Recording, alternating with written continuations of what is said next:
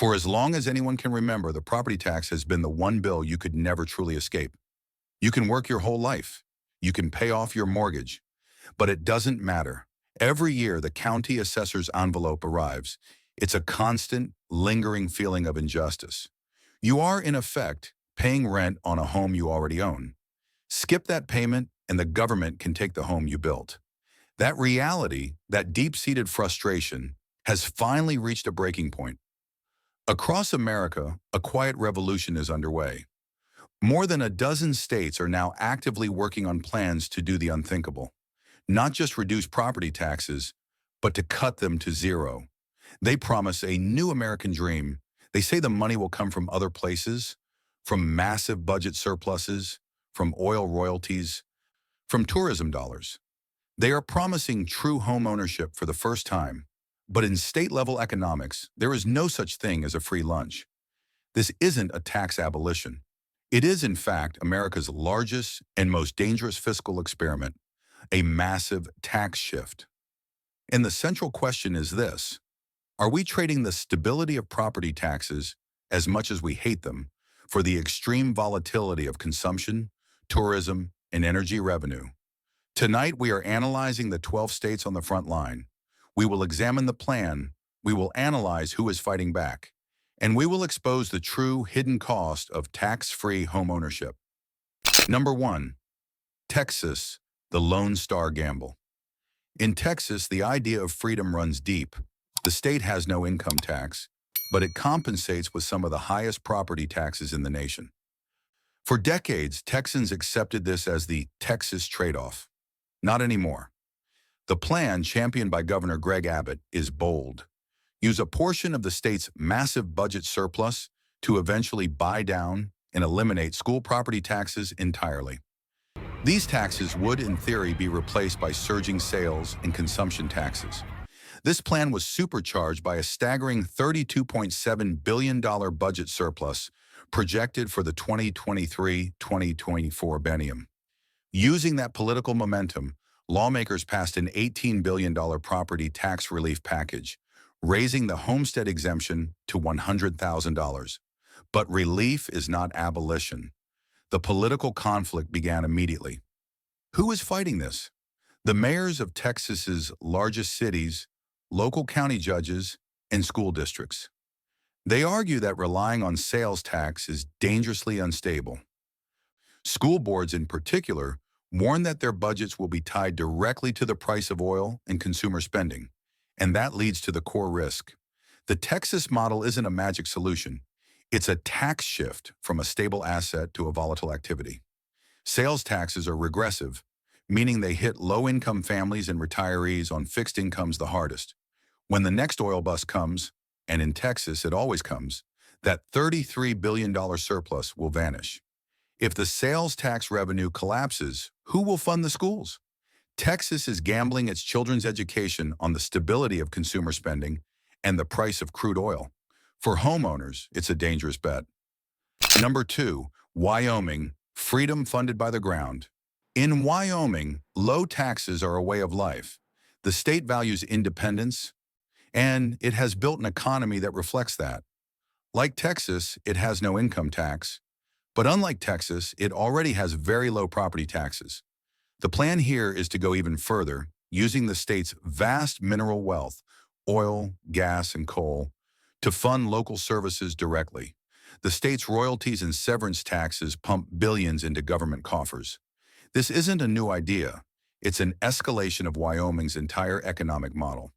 The plan is to use this energy revenue to erase the remaining property tax burden, especially for seniors. The conflict in Wyoming isn't from the outside, it's from within. Economists have a term for this: the resource curse. Wyoming's state budget is a roller coaster, entirely dependent on global commodity prices. When energy prices are high, the state is flooded with cash. When they crash, the budget collapses. The risk is volatility. Local governments in non-energy areas, like the tourism-heavy town of Jackson, worry they will be left behind, unable to fund essential services. Furthermore, the entire model is based on a finite resource. As the world transitions to green energy, What happens when the coal and gas revenue dries up for good? Wyoming's freedom is funded by the ground, but the ground is running out. It's a model with a built-in expiration date. Number 3, Florida. The tourist trap. Florida has always sold a dream: sunshine and no state income tax. This has made it America's retirement capital. But that dream meets a harsh reality: rising home values and soaring property tax bills that punish retirees on fixed incomes. The plan in Florida is more targeted. It's not a statewide abolition. Instead, it's a powerful county-level system of exemptions for seniors, like the Hag Golden Years exemption. This allows counties to freeze, or in some cases, eliminate property taxes for residents over 65 who meet certain income and residency requirements. How can they afford it? Through tourism. Florida funds these exemptions with its Tourist Development Tax, or TDT. In simple terms, the 140 million tourists who visit each year pay the taxes so the retirees don't have to. The conflict here is generational. Young families and working-class residents do not qualify for these exemptions. They are left to carry the burden, creating a deep divide between protected retirees and the struggling workforce that serves them. The risk is obvious: total dependence on tourism. We saw this model collapse in 2020. When the pandemic hit, tourism vanished overnight, and so did the revenue. A single severe hurricane season or another global shutdown could instantly wipe out the funding for local services. Florida's model isn't a solution. It's a subsidy for one group, paid for by another, and built on the most volatile industry on earth. Number 4. North Dakota. The legacy fund gamble. In North Dakota, a citizen-led revolution was brewing. The plan was one of the boldest in the nation.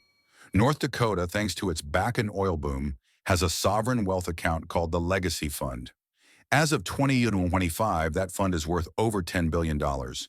A ballot initiative, known as Measure 2, was proposed to use the interest from the Legacy Fund, hundreds of millions per year, to completely replace the $1.4 billion in property taxes collected statewide.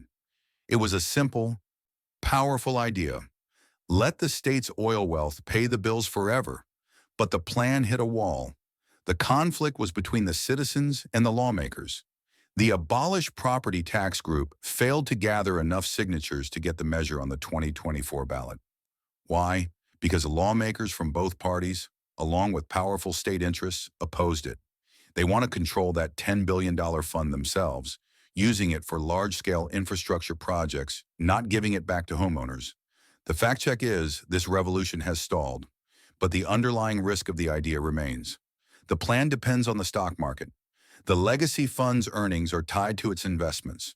If the market crashes, as it did in 2022, the fund can lose money, generating no interest to pay the bills. The citizens of North Dakota were asked to gamble their local schools and fire departments on the performance of the S&P 500. For now, the gamble is off, but the movement is not dead. Number 5. Tennessee. The quiet reimbursement. While other states are fighting political wars, Tennessee has taken a quieter, more pragmatic path. The state has no income tax and a booming economy. This strong fiscal position has allowed them to implement a highly successful property tax relief program.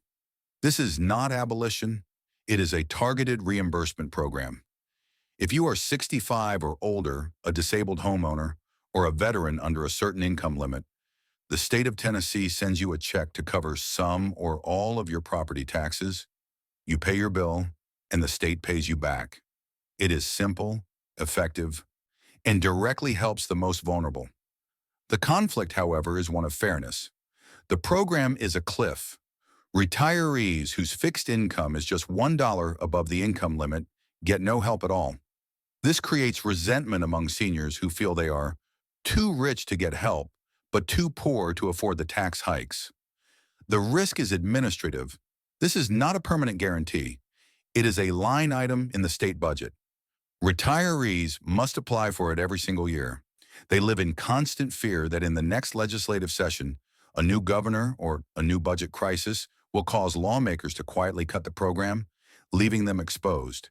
It is relief, not freedom. It is a support payment, not true ownership. Number 6. South Dakota, the no-tax contender. South Dakota loves to compete with its northern neighbor. It has no income tax, no corporate tax, and is famously business-friendly. Now it's setting its sights on property taxes. The plan here is in its early stages. It's not abolition yet, but a gradual phasing out by redirecting state budget surpluses and tourism revenue to local governments. South Dakota is running budget surpluses, and its economy, driven by agriculture and a massive banking sector in Sioux Falls, is stable. The conflict is with the business community. This is the no free lunch principle in action. If you cut property taxes, the money must come from somewhere. Businesses are terrified that lawmakers will be forced to raise business taxes to make up the difference. They warn this would kill the South Dakota miracle and chase high-paying financial jobs to other states. The risk is one of scale. South Dakota has a tiny population of less than 1 million people. Its economy is small. Does the revenue from Mount Rushmore and agriculture really provide a stable enough base to fund every school, every road, and every police officer in the state forever? It's a bold claim for a small state, and one that remains unproven. Number 7. Alaska. The dividend or the services? If any state understands resource wealth, it's Alaska. The state's $75 billion permanent fund is legendary. For decades, it has paid residents a yearly check, the Permanent Fund Dividend, PFD, just for living there. The plan being debated in Juneau is radical. Redirect a portion of the fund's earnings, which are currently used for those dividend checks, to fund local governments instead. This would effectively replace property taxes. The conflict here is the most intense in the nation. It's not politicians versus the people. It is the people versus themselves. Alaskans view that PFD check as their money. It is a sacred cow. Asking them to give up their annual check, which can be over $1,000 per person, to pay for local services is a political non-starter for many. It's a direct battle. Do you want a check in your pocket, or do you want your local roads plowed? The risk is sustainability. The entire model is based on oil, and Alaska's oil production has been in a steep decline for decades. The Trans-Alaska Pipeline is running at a fraction of its capacity. The permanent fund is being drained faster than it's being refilled. Alaska is fighting over how to divide a shrinking pie. Using the fund to pay for property taxes doesn't solve the underlying problem. It just accelerates the date the fund runs out of money completely. Number 8. Nevada. The casino gamble. Nevada built its fortune on a gamble, and it's doing it again. With no income tax, the state relies on its massive tourism and gaming industry. The plan, concentrated in Clark County, Las Vegas, is to use hotel occupancy taxes and gaming revenue to offset the property tax burden for full-time residents. In short, let the tourists pay for the local services. It's a seductive idea. The conflict comes from the casino industry itself. They argue that they are already taxed heavily and that any new tourism tax will make Las Vegas less competitive with other destinations. The other conflict is geographic. What about rural Nevada? The counties that don't have billion-dollar casinos on a glittering strip. This plan risks creating a state of haves and have-nots, where Las Vegas residents are subsidized while rural homeowners are left behind. The risk is 100% dependency on discretionary spending. When a recession hits, the first things people cut are vacations, conventions, and gambling. We saw in 2008 and 2020 that Nevada's economy isn't just volatile, it's fragile. It is the first to collapse and the last to recover. Basing your entire state's funding on people's fun money is the definition of a high-risk fiscal experiment. Number 9. Kansas, the heartland relief. For years, Kansas was known for frustrated homeowners and rising assessments. Now it's quietly implementing reform. The plan is nearly identical to Tennessee's. It is not abolition. It is a targeted refund program for seniors 65 and older who fall below a certain income threshold.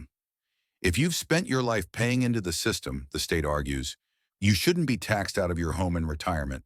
The conflict, just like in Tennessee, is the cliff. It creates a sharp line in the sand, dividing retirees into two classes, those who get the check and those who do not. The risk is the economy. Kansas's economy is heavily dependent on agriculture and aviation manufacturing. Both of these industries are notoriously cyclical. A bad drought or a downturn in aircraft orders can turn the state's budget surplus into a deficit almost overnight. That refund check that seniors depend on, it's based on tax revenue from industries that are, themselves, dependent on the weather and global travel. That is not stability, it is a fragile promise. Number 10. Utah, the Silicon Slopes model. Utah has become one of America's biggest economic success stories. The state is booming thanks to a massive influx of residents and a thriving tech industry known as the Silicon Slopes. This has created huge budget surpluses. The plan in Utah is to use this surplus from tech and sales tax growth to phase out taxes. But here's the fact check. The primary focus in Utah has been on cutting the state income tax. Property tax relief, particularly freezing bills for seniors, is part of the discussion, but it's not the main goal. The conflict is about growth itself. Activists and local leaders are warning that the state's explosive growth is straining infrastructure. They are running out of water. Their roads are clogged. They argue this is the worst possible time to cut property taxes, which are the primary tool used to pay for new roads, water treatment, and schools. The risk is the tech bubble. Utah has built a new economy based on the tech industry. We have all seen this movie before. When the dot-com bubble burst in 2000, or when tech stocks crashed in 2022, those high-paying jobs vanished. If the Silicon Slopes boom turns into a bust, Utah's entire funding model will collapse along with it. The truth about the trade-off. As we've analyzed these 12 states, a clear pattern emerges. Not a single state is truly abolishing taxes. They are merely shifting the burden from one place to another. They are all running away from the property tax, a tax that is stable, predictable, and historically difficult to avoid. And they are all running toward three highly volatile models. The energy model, like Wyoming, North Dakota, and Alaska, which is dependent on global commodity prices. The tourism and consumption model, like Florida, Nevada, and Texas, which is the first thing to collapse in a recession. And the targeted relief model, like Tennessee and Kansas, which is not a permanent solution, but a government program that can be cut at the next budget crisis. Here is the fundamental trade-off that no politician wants to admit. The price of cutting property taxes is stability. Property taxes, for all their flaws, are what pay for the things we cannot live without. They pay for the police officer who shows up at your door. They pay for the firefighter who saves your home. And they pay for the schools that educate your grandchildren. Sales taxes, oil royalties, and hotel taxes are unreliable. They vanish in a crisis. The real fight, then, is not just at the state level. It's happening in your local community. If you want to understand how your local county is funded and what services are first on the chopping block, watch our next video. The truth about your county's budget, what they don't want you to know. This brings us to the final question. I want to hear from you, especially if you live in one of these states. Do you trust these plans?